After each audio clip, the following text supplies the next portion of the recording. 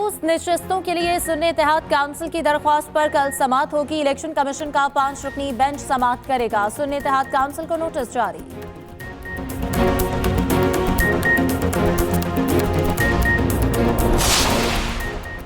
सिंध के नौ मुंतखब वज़ीर आला मुराद अली शाह कहते हैं अगली बार बिलावल भुट्टो आवाम के वोटों से वज़ीर आज़म बनेंगे। सिंध असम्बली में खिताब करते कहा आइंदा माह सिर्फ जरदारी सदारत का हलफ उठाएंगे।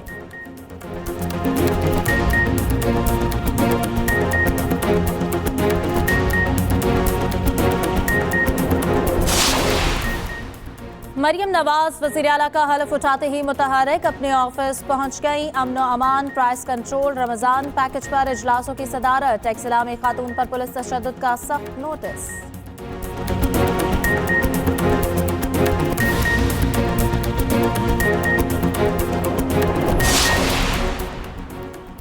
सदर ने असम्बली मुस्तरद कर दी। स्पीकर ने कौमी असम्बली का इजलास 29 फरवरी को बुला लिया। सदर अलवी ने कहा कि पहले मखसूस नशिस्तों पर फैसला करें। स्पीकर ने इजलास आइन के आर्टिकल 91(2) के तहत तलब किया।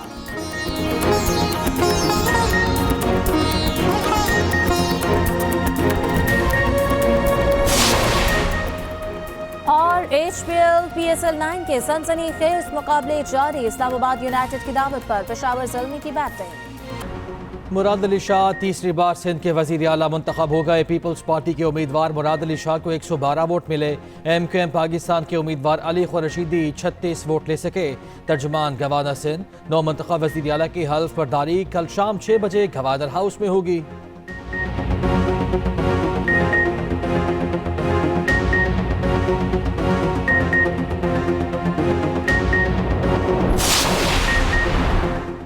नौ मुंतखब वज़ीर आला मरियम नवाज ने पंजाब में खिदमत का रोड मैप दे दिया। सेहत, तालीम, खेल और यूथ पर खुसूसी तवज्जो देने का ऐलान। कहती हैं शहबाज शरीफ का जारी करदा सेहत कार्ड रीडिज़ाइन करके दोबारा लाएंगे। पंजाब भर के सरकारी अस्पतालों में मुफ्त अद्वियात फराहम करेंगे। पंजाब में एयर एम्बुलेंस सर्विस कायम करने का ऐलान। मजीद कहा पंजाब भर में सस्ते रमजान बाजार लगाएंगे। अशियाई ज़रूरिया की सरकारी कीमतों पर सख्ती से अमल दरामद कराएंगे। उधर तर्जुमान तहरीक इंसाफ ने रद्द अमल देते हुए कहा धांधली ज़दा इलेक्शन के नतीजे में कायम हुकूमत ज़्यादा देर कायम न रह सकेगी।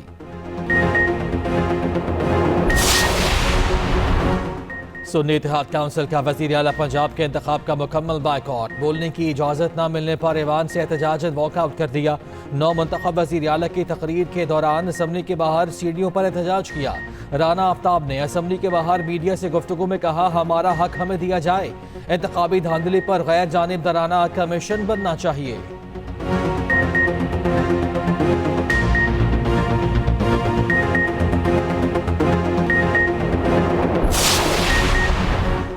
पंजाब में सबसे बड़ा चैलेंज सियासत को बदतहजीबी से पाक करना है।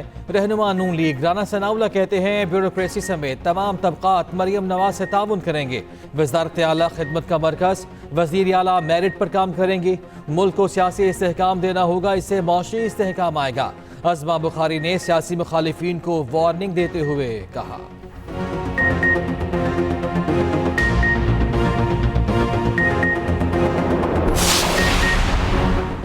सदर के समरी मुस्तरद करने के बावजूद कौमी असम्बली का इजलास 29 फरवरी को होगा।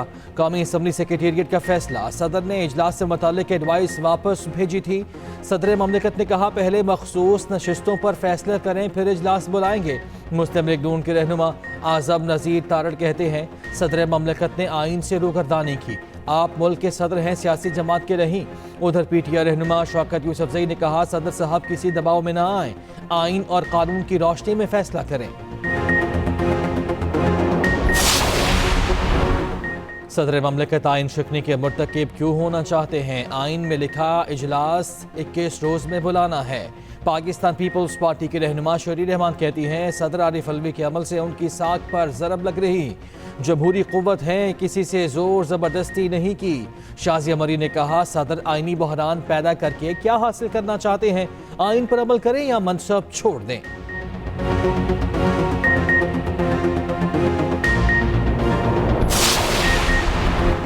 इक़्तिदार में बैठे लोग वोट को इज्जत दें। रहनुमा PTI असद कैसर का मुतालिबा। मीडिया से गुफ्तगू में कहा पूरे मुल्क में हमारी सीटें छीन कर डाका डाला गया।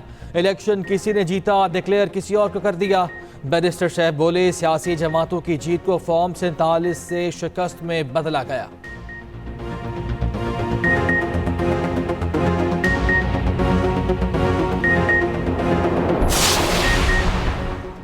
सुप्रीम कोर्ट में भुट्टो सदारती रेफरेंस केस की समाअत।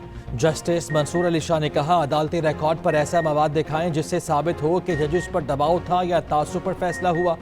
ऐसे तो कहा जाएगा हर केस खोला जाए।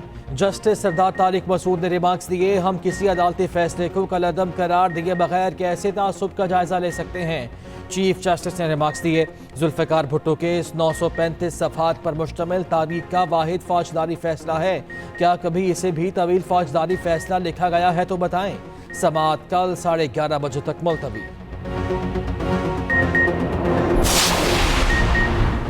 N15 मानसेहरा के इंतखाबी नताज के खिलाफ नवाज शरीफ की दरखास्त पर समाअत। इलेक्शन कमीशन का तमाम फरीक़ैन को दस्तावेज़ात और दलाइल देने का हुक्म। नवाज शरीफ के वकील ने इस्तदा की, हतमी दलाइल के लिए तारीख दे दें, नोटिफिकेशन पर हुक्म इम्तना ख़त्म न करें। चीफ इलेक्शन कमिश्नर ने जवाब दिया, हम ज़्यादा अरसा के लिए नोटिफिकेशन पर स्टे नहीं दे सकते, आप RO की रिपोर्ट मिलने के बाद दलाइल दे देना। N87 खुशाब से मुतालिक दरखास्त पर इलेक्शन कमीशन ने फैसला महफूज कर लिया।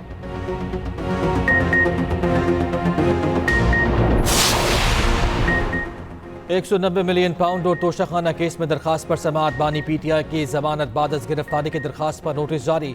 इस्लामाबाद हाई कोर्ट ने आइंदा समाअत तक नैब से जवाब तलब कर लिया। तोशाखाना केस में दरखास्त जमानत को गैर मौसर करार दे दिया। सारफा केस में FIA को नोटिस जारी। उधर बानी PTI को वकला से प्राइवेसी में मुलाकात की इजाजत भी मिल गई।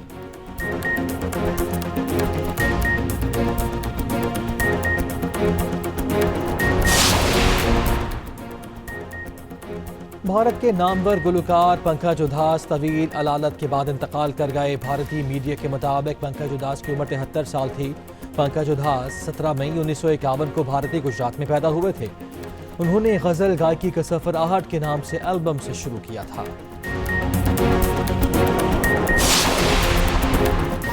और HPL PSL 9 के सनसनीखेज मुकाबले जारी। आज फिर दो मजबूत टीमें आमने सामने होंगी। इस्लामाबाद यूनाइटेड और पेशावर ज़ल्मी मध्य मुकाबला आएंगे। शाम 7 बजे लाहौर में टाकरा होगा।